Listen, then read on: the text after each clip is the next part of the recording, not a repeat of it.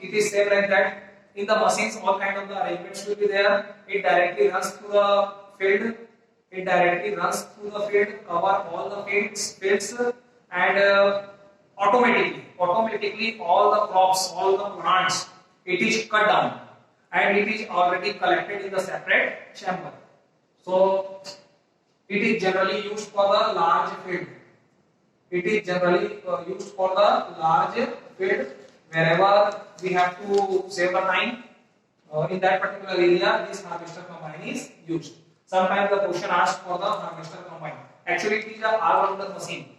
It is capable for the harvesting. It is also capable for the threshing also. So this is all about this. Our next topic is threshing. What is threshing?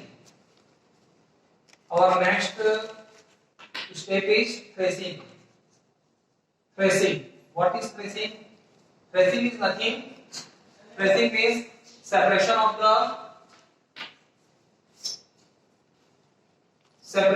grains. Separation of grains from the stalk of the plant. From the stalk of the plant. Actually, what happens when we cut the crop? So actually we cut by including some stem, by including some chaff materials. So separation of the grains from the stalk of the plant. How? By beating. Beating means patakna. By beating with the hard floor, with the hard object, you can say. So any of the hard object we can say, select like stone. So separation of the grains from the stalk of the plant by beating the crop producer, by beating the crop products directly against the stone, directly against the hard object, so that they will directly fall down. So this particular process is known as threshing. What is threshing? Threshing is nothing. It is a separation. It is a method by which the grains are separated from the stalk of the plant by beating the crop products against the hard floor. Sometimes it is all so many other arrangements will be there for threshing. Our next is, and how it is done? Sometimes it is done manually, directly by the human beings, and sometimes it is also done by the machines. And if we talk about the machine, so what kind of the machine is available for it?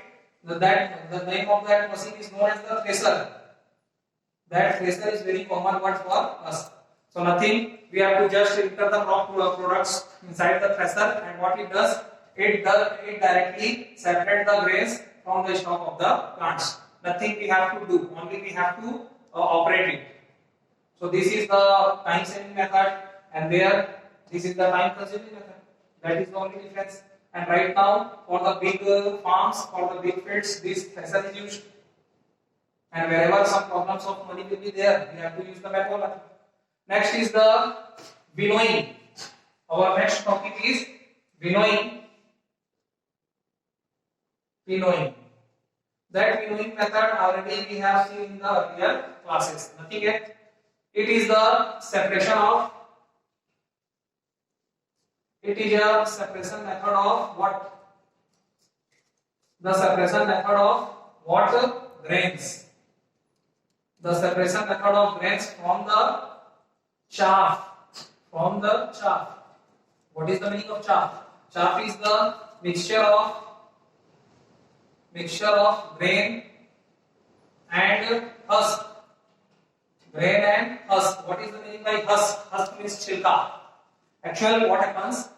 Grains, on the upper surface of the grains, some husk is also present, and that husk, it is the unwanted particles for us. We don't want. So the separation method of grains, the separation method of grains from the chaff. What is the chaff? Mixture of grain and husk. Husk means chilka. So from the mixture of the chaff, only we want our grains. So that particular separation method, and how? By the help of blowing wind. By the help of blowing wind. So this particular method is known as winnowing. Winnowing means nothing. In this method, what we have to do? We have to separate the grains. We have to separate the grains from the chaff. Chaff is the mixture of grain and husk, and with the help of the blowing wind. It is a very common practice that we have already seen. For example, sometimes you have seen what the farmers do. What the farmers do? We have to stand at a elevated place. And for example, wind is blowing in that particular direction. So what we have to do? We have to all the mixture of chaff and grains, we have to blow down from here. So what happens? All the chaff, all the husk particle. This is the, for example, this is the correction of husk particle, and this is our grain. This is our grain.